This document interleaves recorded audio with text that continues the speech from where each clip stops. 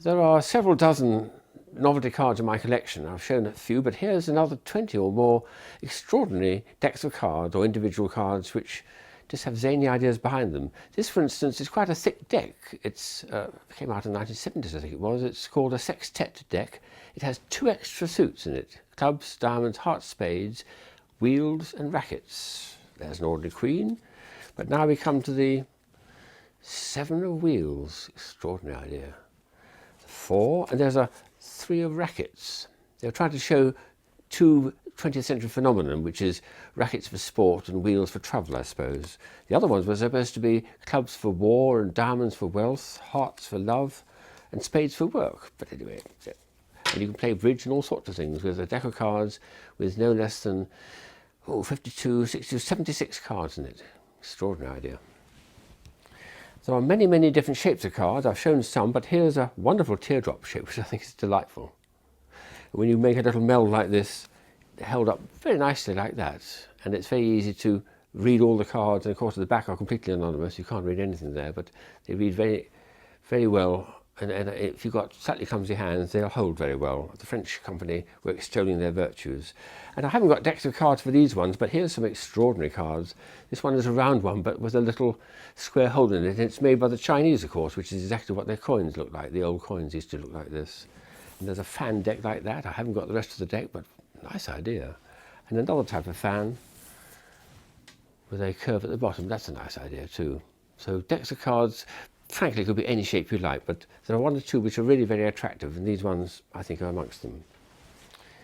Another deck here is very curious because it's got little bobbles on it, as if it's going to be another Braille deck, which I've already shown, but these bobbles are all in the same place. There's a little, I can feel a little roughness there. The idea with this deck is when you splay it, the bobbles help the cards to separate. You can hardly see it there because the separation is so small, but they separate out and so they don't stick together. That's the idea of the thing. They'll shuffle and they'll deal and they'll splay that much more easily without sticking, even if you've got sticky fingers. A splay deck. Don't think I've ever seen it produced. Well, it was produced commercially in those years, but I haven't seen it since, so perhaps it wasn't a great success. Here's a deck of cards I had a lot of fun with. It's got a nice back to it, anonymous, but these are very floppy and they're curiously plasticky and soft, and they're actually highly waterproof. We had a bit of fun once in a villa in northern Italy. We stood at the shallow end of the swimming pool and played our cards on the surface of the water, and they floated. If we tilted one slightly, it dropped to the bottom, we had to go scrabble, scrabble and pick it up again. But we basically had a gentle game of cards with these pieces floating on the water because they were totally impervious to water. They're all completely waterproof cards. So we had a bit of fun there, using the table as our water table for the deck of cards. That was fun. There's 2 very nice tourist packs made for the tourist trade. One is from Texas and the other is London. The Texas deck is very tongue-in-cheek. It's supposed to be a cowboy deck. It's got a nice leather case with, this will go through your belt, I suppose, to hold on your belt. But look at the cards themselves. Bullet holes all the way through. Bang, bang, bang. They've been used in a fierce gunfight. And you've got nice little marks on the back which show where the bullet holes go through. Extraordinary. Nice idea that, but it's a bit zany. But you could have an ordinary game of cards because the back's all completely anonymous. Then the London deck is much more for an upmarket tourist. What I like about this is it's got a nice box as well. When you open the box, it's got a pop-up of a London scene, which is very, very pretty. And then the deck of cards themselves, when you open them, they've got little scenes from, there's Big Ben, and there's Horse Guards Parade, and so on. They've got nice scenes from London, but the backs are all completely the same, so you could actually have an ordinary game of cards, patience or bridge or something with these cards. But a lovely idea for the tourists coming to London, wanting to have something as a souvenir, and this is a deck of cards which I think fulfills that very nicely. Then there's a deck of cards we actually sell on our website, which has got the magic eye effect. These are apparently all the same backs, but they're not. They're very subtly different, so if you get your eyes to go parallel, you could actually read the value of the card. If I look very carefully with this one here, it'd take me a bit of time to do it, but I would eventually be able to reach it's the 6 of spades, which is what it is. But it does appear in this pattern here, almost invisible, but if you're good at the magic eye effect, then you'll be able to have a lovely game. And the company make it, it's called Cheatwell. Well, of course, what else could they be? A much more difficult deck, which I only have a few samples of from Japan, are all completely anonymous backs, which are identical, so you can't read anything on the card there. But the fronts, blow me, they're all Magic Eye cards. So in order to read what the value of the card is, you actually got your eyes to go parallel, you've got to relax your brain and all the difficulty of getting Magic Eye effects and say, is it the 6 of hearts I'm putting down? I don't know. A game of Snap would take a long time with a game of back of cards like this. Very, very strange idea. Anonymous back, but the front has the value of the card, but you get your eyes parallel and you might just about be able to read what the value of the card is. What an effort. We've got a deck of cards done as a magic trick or as a puzzle, I think it was. It's an ordinary deck of cards, but what the artist did was to create a little, what they call 4-edge figure here of a bear. Do it that way, that's right. And on the back side, it's disappeared. What you now have to do is put the cards in a certain order to get the message here to appear again. So he's got two messages. This one's been put in a very strange order and it makes a bear appear on the 4-edge there.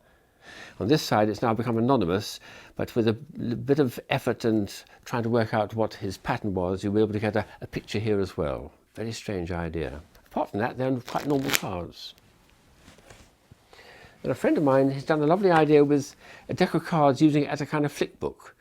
Those little figures, one with the mouth open or mouth closed, are put alternately through the deck so that when you flick the cards through, as if you're riffling, you'll get a bit of animation. Here we go, he's got a mouth open there. No, it's partly open. There we are. He opens and closes, opens and closes, opens and closes the mouth. Animation. And it'll work the other way up as well. And because all the cards are identical in the backs, you can use them as an ordinary deck of cards. Normal deck of cards on the front. Nice idea, that. A much more advanced version was done really as a magic trick. You couldn't use these as a deck of cards. They've been specially prepared. But if I'd forced on you the Ace of Hearts, and then this was hidden in the deck, I then say, okay, we'll get our friend here. It's called a little matchstick man, to produce your your chosen card. What you do is you simply riffle the pack and see what happens. Put a bit of bent to it. There he is. He's got to now find your missing card. He's reaching into his hat. He lifts it out. He turns it over and badam! The Ace of Hearts. Brilliant. That's the denouement, the finale of the trick. To prepare it takes a bit of time and a lot of practice. That's the card tune deck, they call it. Lovely idea. There's another American company like the British from about 30 years ago who asked 52 artists to produce a particular design of card. And so every one of these darn cards, and there's a list of all the artists involved, has come up with his own design of cards. And some of them are so obscure, I really wouldn't know what they mean. The back of the cards are quite normal. They're just completely anonymous, as a deck of cards should be. But to try and find out the value of some of these cards would be quite an effort, because some of them are very obvious and others are extremely obscure. But every artist has been given a commission, and there's 52 artists involved, or 54 with the jokers, and try and work out a way of depicting in their own artistic interpretation a value of a card. Very tricky. Outside all this, there's other things you can do with cards which are using the card really like clay to construct things. So for instance, there's a series of card castle effects I can do with this one here, where they give slits on a bit of paper. The cards themselves are quite normal, except each card has been slit with little slits in here, so as to construct houses with the cards. And I started doing one here, but haven't got very far. But it's quite fun to actually create a tower of these cards. And you've got the base to it, and you've got all the cards, all 52 cards, with slits in it. They could be used as ordinary playing cards as well, because there's no other damage involved in it, and all the slits are the same. But you could then end up with a great big tower of cards, I suppose. Another very strange one, which I'd love to try sometime on board ship. This is a company in America who's been making this for many years. They're magnetic cards, or more precisely, you have to have a magnetic base to it, a table which has got little magnets to them. These cards themselves, they feel quite normal, but actually every one of these cards has got a very thin sliver of metal in it, of steel, so it's magnetizable. And yet they feel like perfectly normal cards. So if you're going to play on board ship, with the ship rolling back and forward and the force 10 gale, providing you've got a mat of this magnetic material, that absolutely stays still, and as however much you try to blow it or push it, it won't move. Once it's been set down there, it'll stay there. because each of these cards is being held by this soft, gentle magnet. You can, with a bit of effort, lift them up again. So the entire deck will stick, when it's done in trick form, to the table, and you can have your game outdoors in the rain and the gale, whatever it is. That's a nice idea.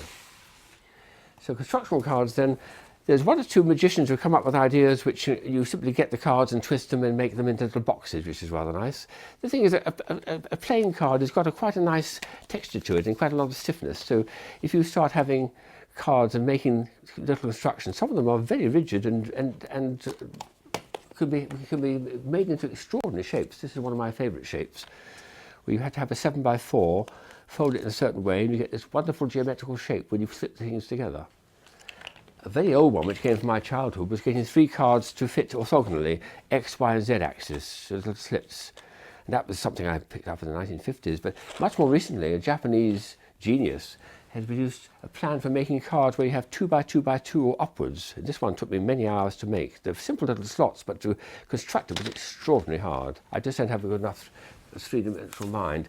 And my challenge sometimes is to do the 4x4x4 card, which is amazing. So there's 2 geniuses at work here. The Japanese guy who invented the idea for simple slits, and the Japanese technician who manages to put them together, because I found this extremely difficult to do with just 2x2x2, but 3x3, oh goodness, too much beyond.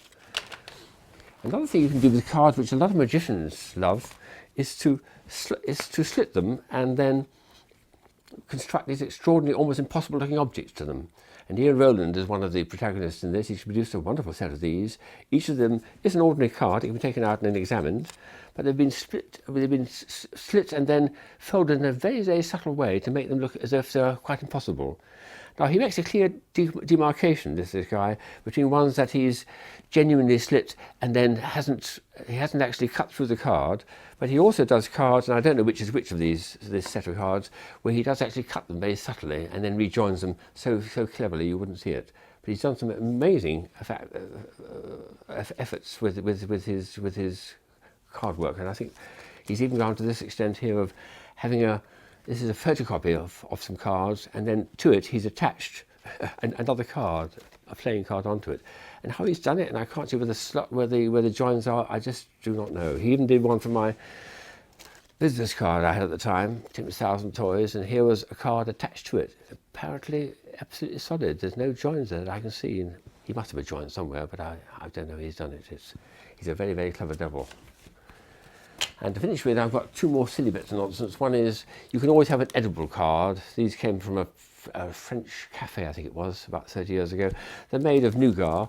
They're quite nice to eat, but these ones are 30 years old. I wouldn't touch them. But you could actually have I suppose, a game of cards. Children would enjoy that and eat the cards as you finish with. And then if you're a real magician, you could start doing some simple magic, like this is a card castle. It's got a heavy card at the bottom, it's got a lot of cards on the top. When we lift it up, it's going to go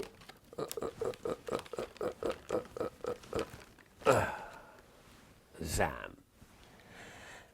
And to collapse it again, this is very simple but beautiful. Look at this. You give it a little shake, and all the little pieces there. Oh, do it one more time. Astonishing.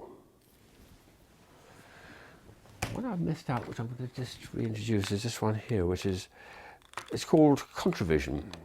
This is a Japanese deck. They're very expensive, I think, these ones here, but they've got an extraordinary optical effect. A British invention, where you'll probably see this on buses and things, and they look rather odd because they've got little dots in them, but if you turn them round, they're completely anonymous. You cannot read anything there at all. So they can be used as a deck of cards, but when you turn it round, a jack appears as if by magic. And another effect, I only discovered this recently, is when you hold it up to the light, you can still see I can still see a jack, but if I move it in front of a strong light, move it across, it then completely disappears, just exactly like the gauze in a theatre where you've got backlighting or front lighting, and that's the same effect. And now I can't see any jack there whatever, it just completely disappears. So there are some amazing cards out there. I've only got a few I've shown here, but there's going to be many more to come, I think, so keep hunting.